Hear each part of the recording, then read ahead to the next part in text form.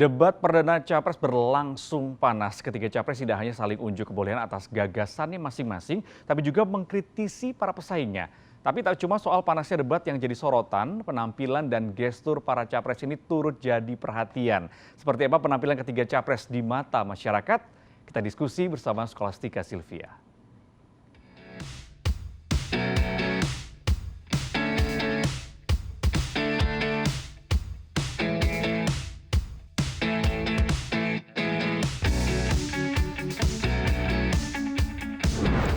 Debat pertama calon presiden, gimana nih udah pada nonton? Jadi makin yakin atau sebaliknya jadi makin bimbang dengan pilihannya? Yang pasti ada sejumlah momen panas yang masih jadi bahasan hingga saat ini. Kita diskusi.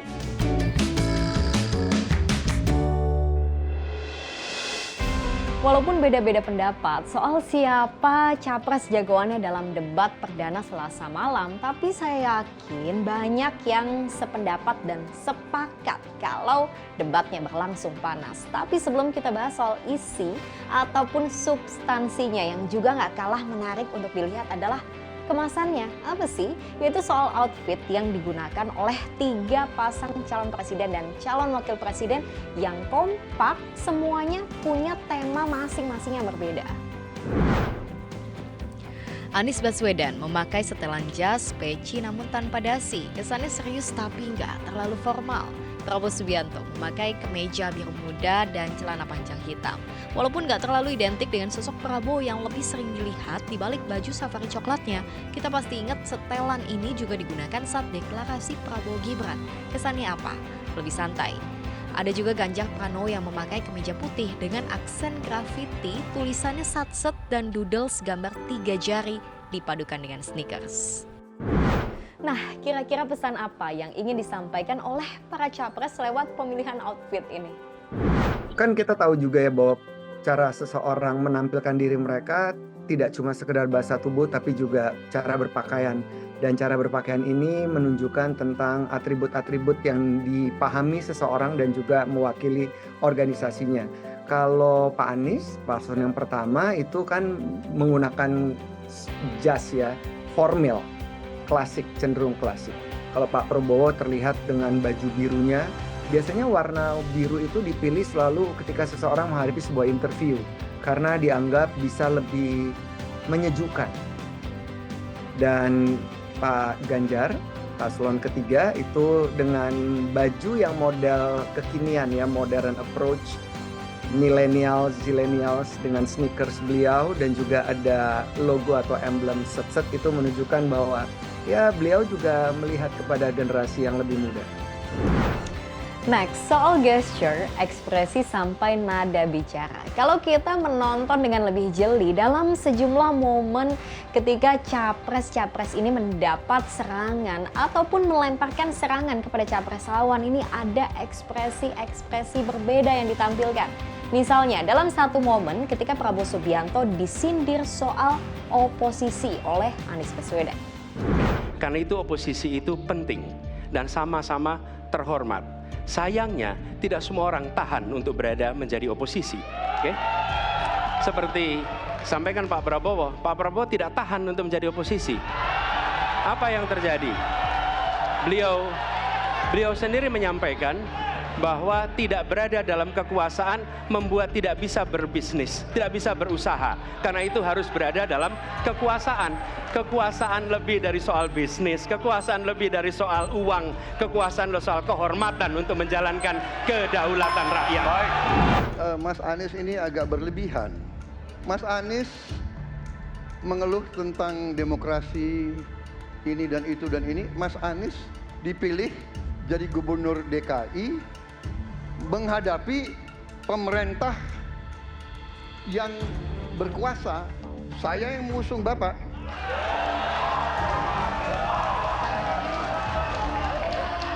Kalau demokrasi kita tidak berjalan, tidak mungkin Anda jadi gubernur.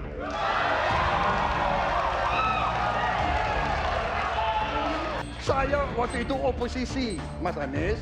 Anda ke rumah saya, kita oposisi, Anda terpilih. Atau momen saat Ganjar Pranowo menyinggung soal isu pelanggaran HAM berat yang selama ini dikaitkan dengan Prabowo Subianto. Ada 12 kasus pelanggaran HAM berat yang sudah dikeluarkan mulai dari peristiwa 65, penembakan misterius, Talang Sari, penghilangan paksa sampai Wamena. Dan saya ingatkan tahun 2009 DPR sudah mengeluarkan 4 rekomendasi pada saat itu kepada Presiden. 1, membentuk pengadilan HAM ad hoc. Yang kedua, menemukan 13 korban penghilangan paksa. Yang keempat, memberikan kompensasi dan pemulihan. Dan yang keempat, meratifikasi konvensi anti penghilangan paksa sebagai upaya pencegahan. Pertanyaan saja 2. Kalau Bapak ada di situ, apakah akan membuat pengadilan HAM dan membereskan rekomendasi DPR? Pertanyaan kedua, di luar sana menunggu banyak ibu-ibu, apakah Bapak bisa membantu menemukan di mana kuburnya yang hilang agar mereka bisa berziarah? Masalah ini ditangani justru oleh Wakil Presiden Anda. Ya. Ya. Jadi apalagi mau ditanya kepada saya? Saya sudah menjawab berkali-kali, ada rekam digitalnya.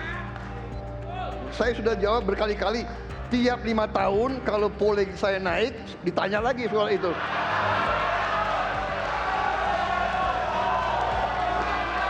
Bapak tahu data nggak?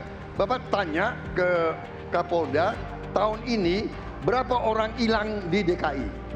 Hingga momen Prabowo menjawab pencalonan Gibran setelah diloloskan oleh keputusan MK. Sekarang begini, intinya rakyat yang putuskan. Rakyat yang menilai. Kalau rakyat tidak suka Prabowo dan Gibran, nggak usah pilih kami, saudara-saudara sekalian. Dan saya tidak takut tidak punya jabatan, Mas Anies. Sorry ya.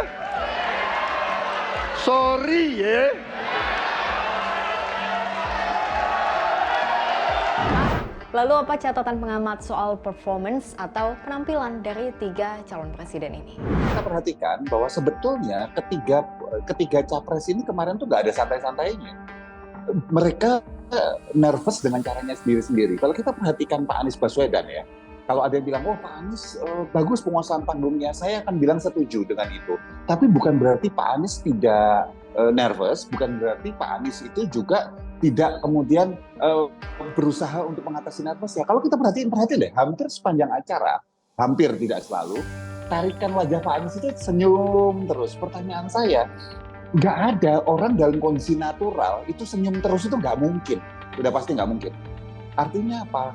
Ini adalah sebuah setting untuk public speaking. Terus walaupun ketika ada beberapa kali ketika berdebat lah ya, berargumentasi, berdiskusi dengan Pak Prabowo, senyumnya itu pelan-pelan hilang, tarikan garis di samping dari hidung ke arah pinggir bibir ini hilang pelan-pelan, dan dia kemudian membasahi bibirnya beberapa kali gitu. Dan itu juga muncul paling banyak itu justru di tahap awal segmen 1 ketika bicara soal visi dan misi.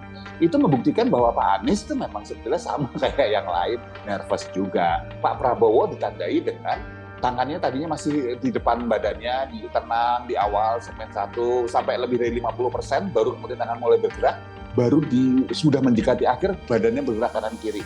Itu Pak Prabowo. Kalau Pak Ganjar, kita bisa lihat bahwa ketika dia sampaikan memang tersenyum gitu, tapi di tahap akhir ketika bicara soal demokratisasi segala macam seperti itu, demokrasi lah, ekspresi tarikan wajah keselnya itu juga kelihatan. Jadi sebetulnya nggak ada yang benar-benar santai pada saat itu. Ya memang cukup debat itu kan cukup bergengsi dan bisa menggerakkan swing voter soalnya. Yang terjadi di layar kaca saat debat sudah pasti mengundang trafik di media sosial. Lalu di platform Instagram dan juga Twitter, apa kata netizen? Nah, untuk analisis datanya, saat debat berlangsung, percakapan terbanyak yang menyebut atau memention nama capres diraih oleh Anies Baswedan 48.000 percakapan, Prabowo Subianto 40.000 percakapan, dan Ganjar Pranowo 21.000 percakapan. Lalu bagaimana dengan sentimennya? Anies dan Ganjar sama-sama mendapat sentimen positif 64%. Prabowo hanya mengantongi 48%. Sedangkan sentimen negatif tertinggi dicapai oleh Prabowo 41%, Anies 27%, dan Ganjar 23%.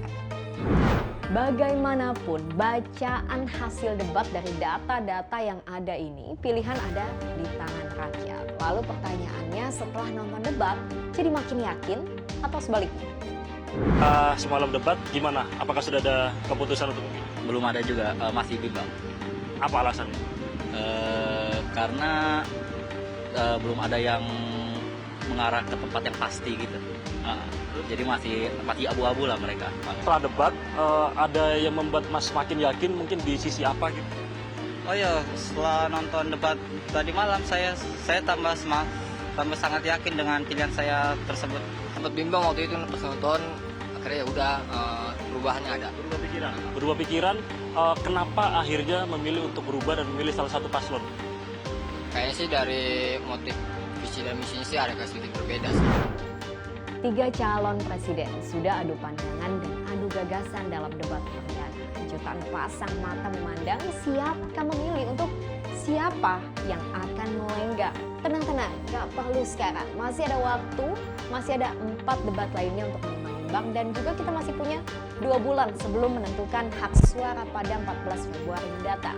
Nah, kalau kamu gimana? Siapa sih jagoannya dalam debat pertama kemarin? Share di kolom komentar ya. Saya Sylvia, makasih udah diskusi.